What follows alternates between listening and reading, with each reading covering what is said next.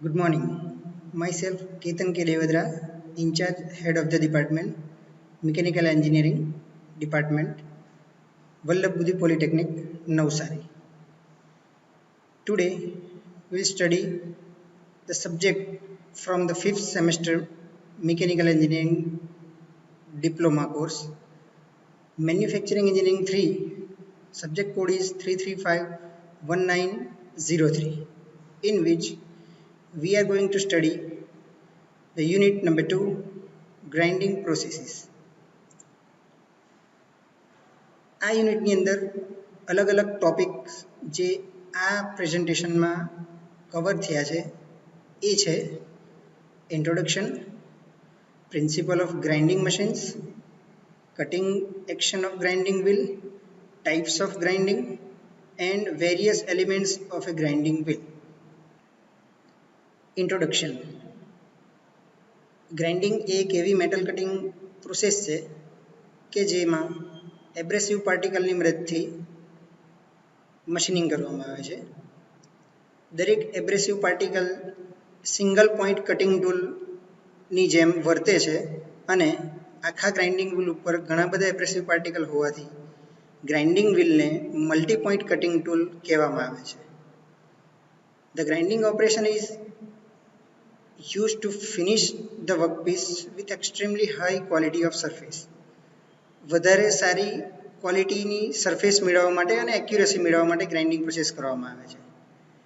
Grinding process દરમિયાન ખૂબ જ ફિનિશિંગ થયેલા ઓપરેશન્સ મળે છે, કારણ કે ગ્રાઇન્ડિંગ દરમિયાન જે વધારાની મટીરિયલ ચીપ સ્વરૂપે દૂર થાય છે એ 0.25થી લઈને 0.5 mm સુધીનું હોય છે.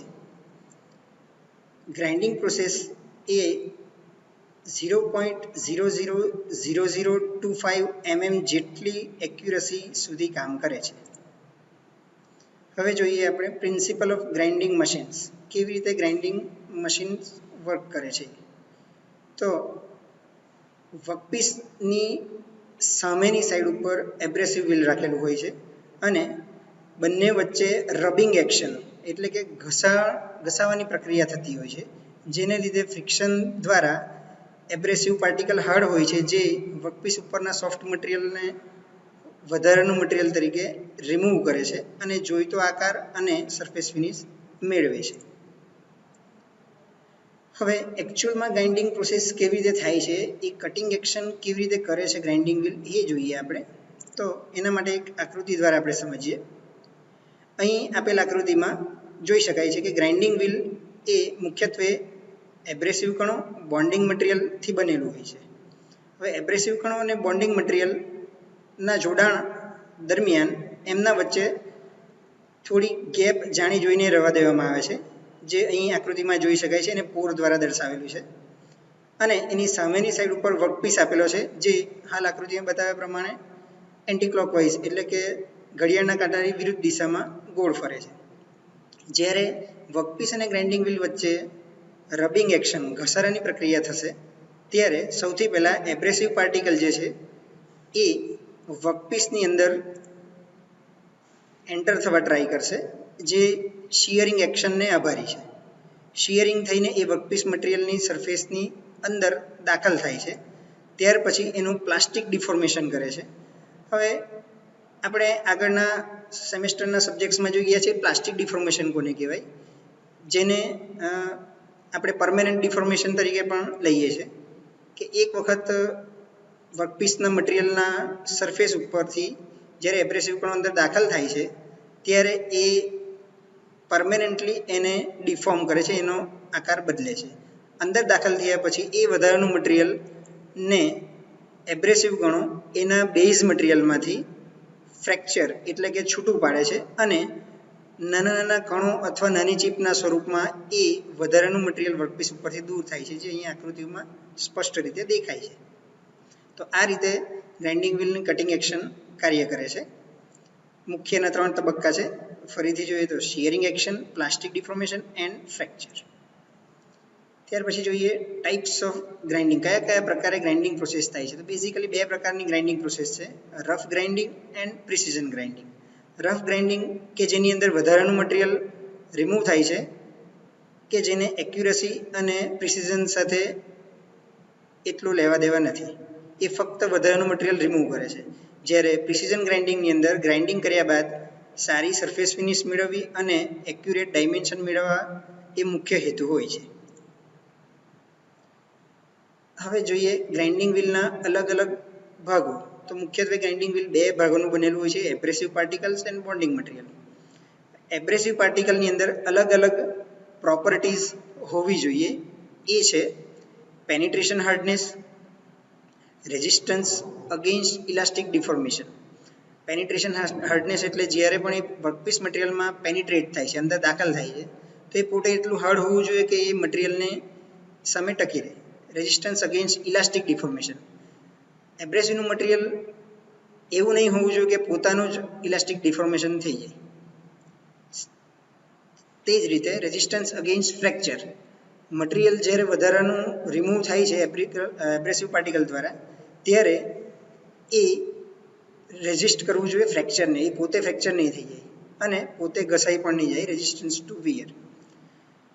તો આ રીતે એબ્રેસિવ પાર્ટિકલ જે છે એના મુખ્યત્વે બે ગ્રુપ હોય છે, નેચરલ એબ્રેસિવ એટલે કે કુદરતમાંથી મળી આવતા, અને આર્ટિફિશિયલ એબ્રેસિવ એટલે કે માનવ નિર્મિત એબ્રેસિવ. તો સૌથી પહેલાં આપણે જોઈએ natural abrasives. There are few examples of natural abrasives જે કુદરતમાંથી મળી આવે છે. એ છે સેન્ડસ્ટોન, એમરી અને ડાયમંડ વગેરે. જ્યારે આર્ટિફિશિયલ એટલે કે માનવ નિર્મિત એબ્રેસિવ મટીરિયલ્સ છે silicon carbide, aluminium oxide, boron nitride, cubic boron nitride અને ડાયમંડ વગેરે. આર્ટિફિશિયલ એબ્રેસિવ એ પોતે કુદરતમાંથી નથી મળી આવતા, પરંતુ એને માનવ નિર્મિત બનાવવામાં આવે છે અને તેથી કરીને એ કિંમતમાં નેચરલ એબ્રેસિવ કરતાં સસ્તા હોય છે. જે હાલમાં ઇન્ડસ્ટ્રીઝમાં જે સૌથી વધારે વપરાય છે એ છે આર્ટિફિશિયલ પ્રકારના એબ્રેસિવ્સ. હવે જોઈએ બીજો ભાગ, બીજો એલિમેન્ટ, બોન્ડિંગ મટીરિયલ. બોન્ડિંગ મટીરિયલના મુખ્ય કાર્યો ત્રણ પ્રકારના છે. એનું પહેલું કાર્ય છે ટુ હોલ્ડ ધ એબ્રેસિવ, એ એબ્રેસિવને મજબૂતાઈથી પકડી રાખે છે. બીજું છે it helps in self sharpening action, એ એબ્રેસિવ કણોને સેલ્ફ શાર્પનિંગ એક્શનમાં મદદ કરે છે કે જેથી કરીને ગ્રાઇન્ડિંગ વ્હીલ એની જાતે જ શાર્પ થઈ જાય, જેમ જેમ એ ઘસાતું જાય એમ એમ. અને એ ગ્રાઇન્ડિંગ વ્હીલને મિકેનિકલ સ્ટ્રેન્થ પ્રોવાઈડ કરે છે જેથી કરીને એની મજબૂતાઈ જળવાઈ રહે. અંતમાં આપણે જોઈશું types of bonding material. Bonding material કયા કયા પ્રકારના વપરાય છે ગ્રાઇન્ડિંગ વ્હીલ બનાવવા માટે. તો એ અલગ અલગ પ્રકાર છે: vitrified bond, silicate bond, oxychloride bond, resinoid bond, shellac bond and rubber bond. અહીં એને કૌંસમાં એ જે નામથી ઓળખાય છે એ પણ આપેલા છે, જેમ કે વિટ્રિફાઈડ બોન્ડ વી નામથી ઓળખાય છે, સિલિકેટ બોન્ડ એસ, એવી રીતે ઓ, બી, ઈ અને આર. વિટ્રિફાઈડ બોન્ડ જે છે એ મુખ્યત્વે ક્લે, એબ્રેસિવ અને પાણીના મિશ્રણથી બનાવવામાં આવે છે. સિલિકેટ બોન્ડ એ એબ્રેસિવ, સિલિકેટ અને સોડા અથવા પાણીથી બનાવવામાં આવે છે. રેઝિનોઇડ બોન્ડ અને શેલેક બોન્ડ, આ બંને પ્રકારના બોન્ડનો ઉપયોગ rough work, grooving work, cutting off operation કે પોલિશિંગ માટે થાય છે. અને અંતના જે છેલ્લા ત્રણ બોન્ડિંગ મટીરિયલ ગ્રુપ બનાવે છે, એટલે કે રેઝિનોઇડ બોન્ડ, શેલેક બોન્ડ અને રબર બોન્ડ, એમને ઓર્ગેનિક બોન્ડ તરીકે પણ ઓળખવામાં આવે છે. Thank you.